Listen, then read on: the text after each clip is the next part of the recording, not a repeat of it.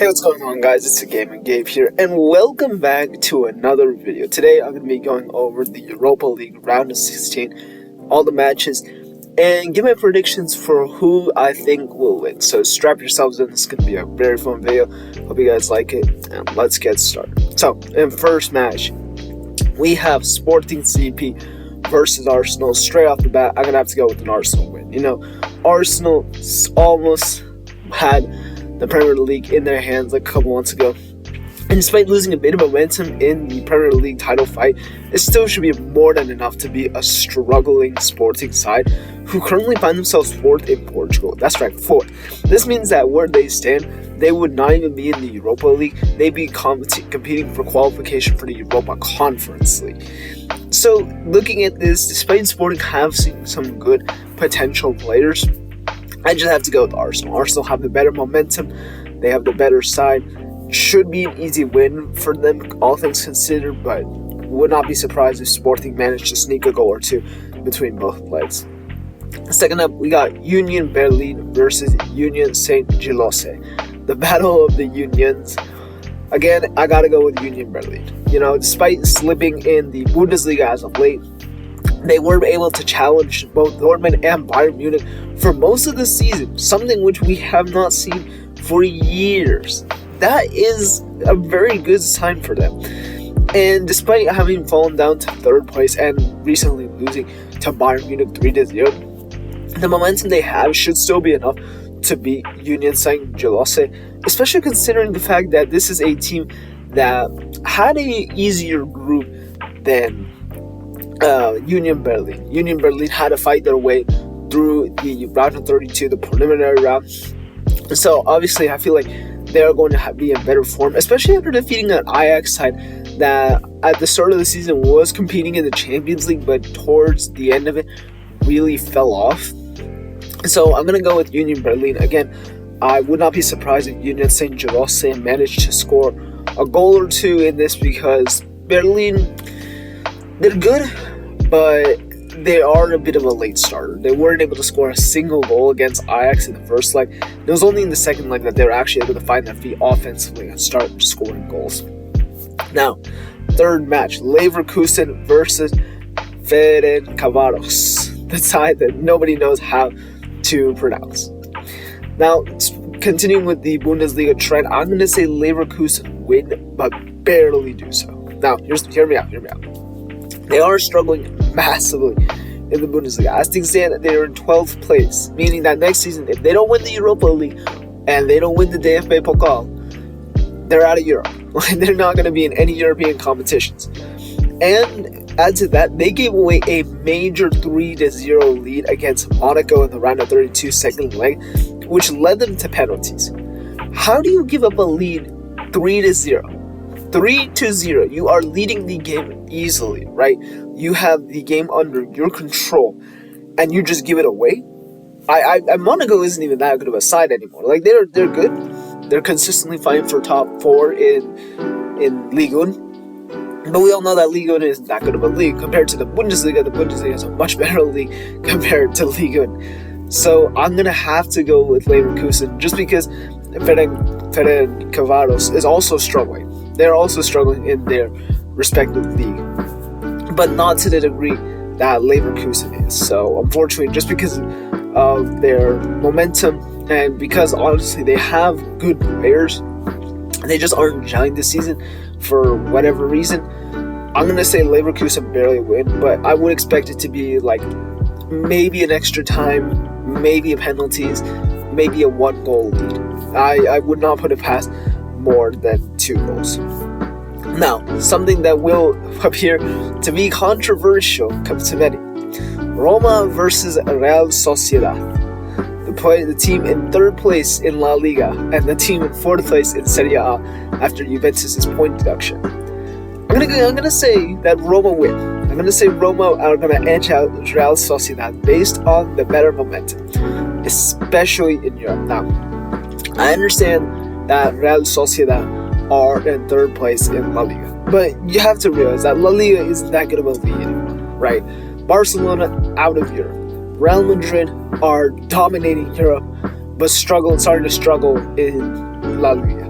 Atletico Madrid are just completely out of Europe months ago, back in like November. They got moved. For the first time, they got knocked out in the Champions League entirely. Like, they're not even in the Europa League. Like, that is a sign that they're not, La Liga isn't that good of a league anymore. And Real Sociedad, yes, they may have some good players, especially players like Takefusa Kubo or Yarzabal. But the problem is, you can have one or two brilliant pieces, but if those pieces don't link up with the rest of the team, then you're just going to have 2 ones and the rest of them just playing as a team. Whereas Roma on the other side, maybe not everybody is brilliant. Maybe you have some bright stars in Tammy Abraham,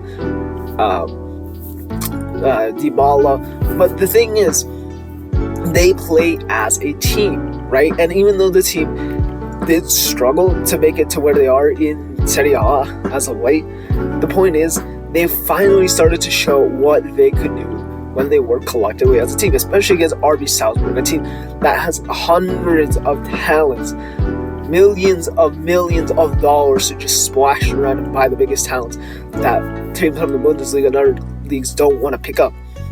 So because of that, I have to say that Roma can and will win this match. You know, they beat out RB Salzburg 2-0. And I feel like Real Sociedad just do not know how to play as a team. Yes, they are in 3rd place in La Liga, but does that really mean that much compared to Serie A, where literally every single season somebody new is winning? I'm going to have to go with Roma. Serie A is the better league. Roma are finally playing as much more of a collective team than of individuals, and because of that, I feel like Roma are going to be able to beat Real Sociedad. So, after the Roma-Real Sociedad game, we have Shakhtar Donetsk versus Feyenoord. Now, Feyenoord, honestly, Shakhtar Donetsk, neither team are too strong, especially Shakhtar Donetsk, after having lost their star winger Mikhail Mudryk in the winter transfer window to Chelsea. But despite that, they were able to play very well against Stade Rennais. Feyenoord have been dominating Eredivisie compared to Ajax, a struggling Ajax team who got absolutely raided over the summer again.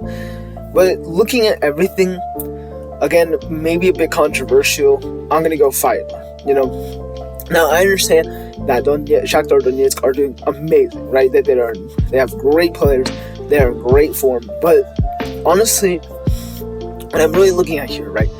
Feyenoord have the much better league standing, right? They are dominating, they are fighting for the Eredivisie, something that no team has been able to do in years compared to Ajax. They have much better league results, many more wins and many more points than Shakhtar Donetsk has. And most importantly, I have a feeling that Shakhtar Donetsk are going to collapse, right? They collapsed near the end of the second leg against Stade Rennais, giving up a 3-0 lead in extra time, going to 3-3, having to score a 119th minute winner to seal it. Otherwise, they would have gone to penalties, right? If they hadn't done that, they wouldn't even have gone to penalties, and then they won the penalty shootout. Now, I applaud them for winning the penalty shootout, but it should have never gone to that in the first place, because Shakhtar Donetsk were the better team compared to Stade Rennais. Because of that, I feel like the higher they go in the Europa League, right? This is the round of 16, right? They're already one of the bigger underdogs compared to Union Saint-Gilloise and Ferencváros. I would say that they're going to start feeling the pressure more and more each time. And because of that, they're going to find Feyenoord are a team that's in form, still has almost all, if not all of their star players, and they aren't going to get raided, whereas Donetsk are still trying to recover from the loss of Mikhail Mudryk. So I'm just going to have to go with Feyenoord here. They're the much stronger team, and as much as I would love to see Shakhtar Donetsk make a run in the Europa League, I just don't think it's possible, unfortunately. Now, Manchester United versus Real Betis. Easy Manchester United win. They just won the Carabao Cup. They have found their way back into the title fight for the Premier League. What more can I say? They're a team that's on fire. Marcus Rashford has scored the most goals since the World Cup. 16 goals since the World Cup ended. He's getting closer every single game to matching Erling Haaland's goals in all competitions. 34 compared to 37. So because of that, honestly, I'm going to have to say Manchester United. Real Betis, you guys did a good job in the group stage to make it here, but unfortunately, you got the worst job possible. So we'll see you guys later. Juventus versus SC Freiburg. Again, I'm going to say this should be a win for Juventus. They finally have found their feet after their points deduction in Serie A. And honestly, I feel like they know how to tackle teams that have mid to varying success, right? So Nantes, they were not. Most people expected them to either get completely dropped out of Europe or to get the weak place in the group stage, as they won the French National Cup, right? It's not a very prestigious competition, but they're still there, right? They were there on merit. Because of that, people thought that because Juventus actually got grouped out of the Champions League, right? They dropped down to Europa League, they wouldn't have as much quality. They proved that wrong. They proved that wrong, especially quickly in the second leg against Nantes, scoring 3 goals to 0 unanswered. It was just a perfect game from them. And I feel like against Freiburg, despite Freiburg being a much stronger team than Nantes, I feel like Freiburg are in the same position, right? Like they are there in merit. Everybody did expect them to get grouped as well, but they're there, But I feel like Juventus, they have the better momentum. They finally found their team culture after a struggling first part of the season, something that I covered. You should links in the description for that video essay. But I feel like Juventus will come away with a pretty easy win. I'm not going to say like a 3-0 win. I'm probably going to say like a 1-0, maybe 2-0. Just a few goals. Should be an easy win, but I'm going to go for Juventus for the winner against SC Freiburg. Now, our final game, Sevilla versus Fenerbahce. This is going to be a tough battle between these two teams, as both teams are honestly, surprisingly, at the same level, right? And I'm going to have to go for a close win of Fenerbahce. Now, Fenerbahce are in much better league form, right? They are fighting, if not in first place, they're in second place. They're right near the sharp end of the league table. They are fighting for the title. Sevilla are fighting relegation.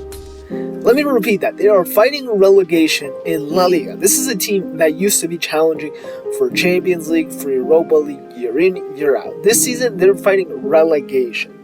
And despite having a extremely good first leg at home against PSV, winning 3-0, right? Away at PSV's stadium, right? They lost 2-0. 2-0. If they had been a bit more unlucky with some of the shots, it would have been 3-3, gone to extra time. They probably would have lost it. So I'm going to have to say that Sevilla, just like Shakhtar Donetsk, they're a team that has the potential to go far, but ultimately collapse because of the pressure, right? And even if they do win against Fenerbahce, I still think that they're going to lose in the quarterfinals because the pressure is only going to get higher and higher. Because Sevilla, if they don't win the tournament, they're not going to stay in Europe as well, right? Like, they're in 14th place right now. At this point, unless they win every single one of their games and every other team drops massively, they drop massively in their points, like they start picking up multiple draws and losses, I don't see them coming back in Europe for next season. And it's going to be tough. It's going to be a tough season for them next year. But honestly, I'm going to have to go for Fenerbahce. It's going to be a close win to Fenerbahce. Again, probably a 1-0 lead, a 1-goal lead. But Fenerbahce they're in better league form. They're a stronger team. They're not fighting relegation. They seem to be a much more healthy and stable team compared to Sevilla. And because of that, I'm going to have to say that Fenerbahce wins. Sevilla do not have what it takes, especially with their league form, not being able to handle the pressure. So I'm going to have to go Fenerbahce. So that's been my Europa League Round of 16 predictions. Let me know what you guys think in the comment section below. Don't forget to like and subscribe, and I'll catch you guys in the next video. Peace.